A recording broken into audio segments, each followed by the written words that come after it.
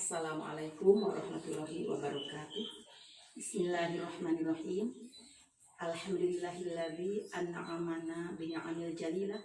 Wassalatu wassalamu ala Rasulillah wa ala alihi wa sahbihi wa man tabi'ahu bi ihsanin ila yaumil qiyamah. Amma ba'd. Anak-anakku sekalian yang Ibu cintai dan Ibu banggakan, alhamdulillah kita bisa bertemu lagi dengan mata pelajaran PAI dan Budi Pekerti semester genap ini. Ibu ucapkan ahlan wa sahlan wa marhaban bi hudurikum. Kaifa halukum? Bi khairin alhamdulillah. Sekalian, adapun materi yang sekarang yaitu materi baru ya, dengan semangat baru, yaitu tentang surah Luqman ayat 13 sampai dengan ayat 14. Mari kalian simak. A'udzubillahi minasyaitonirrajim. Bismillahirrahmanirrahim. Wa idh qala Luqmanu libnihi wa huwa ya'iduhu ya bunayya la tusyrik billah innasyirka la dzulmun 'adzim. Wa wasaynal insana biwalidayhi hamalathu ummuhu wahnan 'ala wahnin wa fisaluhu fi 'amaini anishkurli wa liwalidayka ilayyal masir. Shadaqallah. Yang artinya, dan ingatlah ketika Luqman berkata kepada anaknya di waktu ia memberi pelajaran kepadanya, "Hei anakku, janganlah kamu mempersekutukan Allah. Sesungguhnya mempersekutukan Allah adalah benar-benar kezaliman yang besar.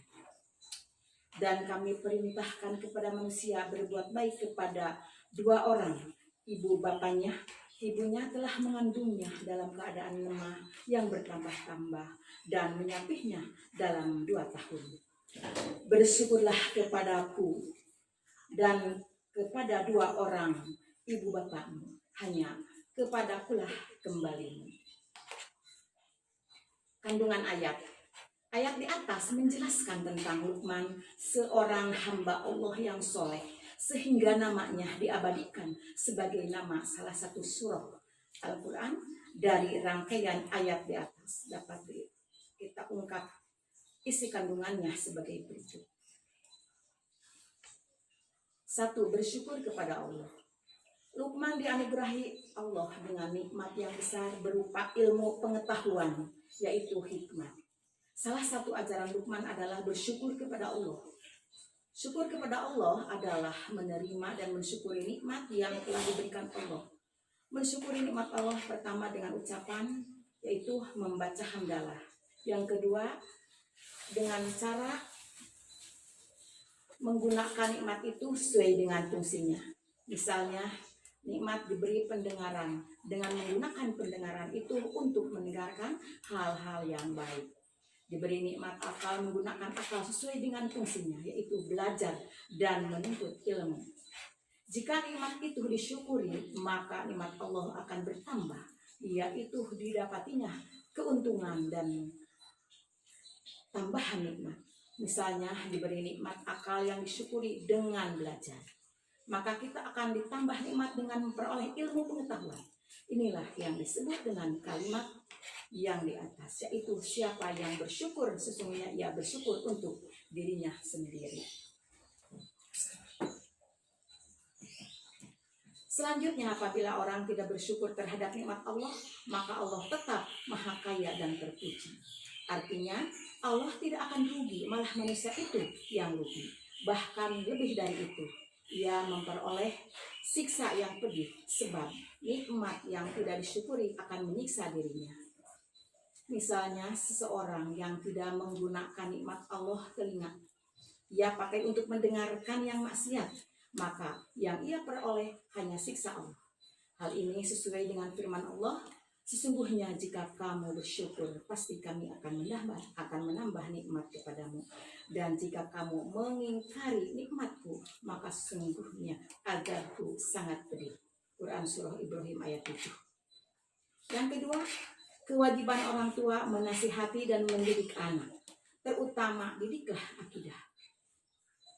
Dalam ayat ke-13, Allah menjelaskan ketika Luqman mengajar anaknya dengan ajaran tentang tauhid atau keesaan Allah.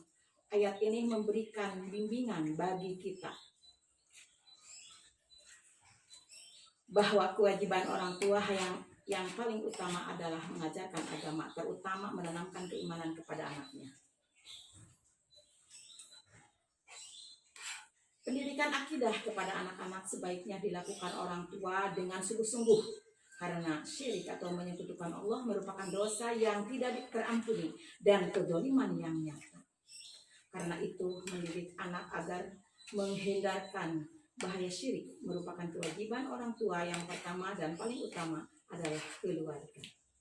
Yang ketiga, wajib berbuat baik kepada ibu bapa sebagai ungkapan terima kasih anak kepada orang tua di samping kepada Allah Subhanahu wa taala. Dalam ayat ke-14 Allah memerintahkan agar manusia berbuat baik kepada orang tuanya karena betapa besar pengorbanan keduanya sejak ibunya mengandung, merawat, mengasuh dan mendidiknya. Allah menggambarkan dalam ayat di atas betapa berat pengorbanan seorang ibu yang mengandung anaknya. Karena itu anak yang tidak berterima kasih kepada ibunya dipandang sebagai dosa besar. Demikian pula kepada bapaknya, karena bapaknya yang mengusahakan dan bertanggung jawab terhadap kelangsungan kehidupan istri dan anaknya. Karena itu berbuat baik kepada ibu bapak merupakan kewajiban utama dari anak-anak. Berbuat baik kepada orang tua merupakan terima kasih kepada mereka sekaligus bersyukur kepada Allah yang memberikan segala kenikmatan itu dan satu-satunya tempat kembali setiap makhluk. Yang keempat, anak tidak perlu mentaati perintah orang tua kepada hal yang tidak benar atau mempersekutukan Allah. Dalam hal berbuat baik kepada orang tua, terdapat pula batasan tertentu, yaitu taat kepada orang tua terbatas pada perintah yang tidak bertentangan dengan perintah Allah. Jika orang tua menyuruh untuk berbuat dosa, apalagi syirik kepada Allah, maka sikap anak yang terbaik adalah tidak mentaati perintah mereka. Karena perintah Allah merupakan ukuran tertinggi. Mentaati perintah orang tua harus diukur dengan perintah Allah. Kalau bertentangan dengan perintah Allah, maka tidak berdosa bagi anak untuk mengingkari perintah orang tuanya. Yang kelima, anak harus tetap menghormati, menyayangi, dan bergaul dengan ibu bapanya dengan baik, kendati pun beda agama. Jika terjadi pertentangan antara perintah orang tua dengan perintah Allah dan anak tidak taat pada perintah orang tua, maka anak tetap wajib menghormati dan menyayangi orang tuanya serta mempergaulinya dengan baik selama mereka hidup. Perbedaan pendapat atau bahkan mungkin perbedaan agama dengan orang tua tidak boleh menghalangi anak untuk tetap memelihara silaturahmi dengan orang tuanya secara baik sebagai hubungan kemanusiaan sepanjang usia mereka. Allah Maha Adil dan Maha mengetahui tentang segala sesuatu yang dilakukan, yang tentu saja apabila terjadi kejadian seperti di atas, Allah Maha tahu terhadap sikap anak terhadap orang tua. Anak-anak sekalian, untuk tugas ya, ayat yang tadi dibaca itu harus ditajwidkan, hukum bacaannya apa dan alasannya apa. Barangkali hanya itulah yang dapat Ibu sampaikan. Terima kasih atas segala perhatian, mohon maaf atas kekurangan. Billahi taufiq wal hidayah. Wassalamualaikum warahmatullahi wabarakatuh.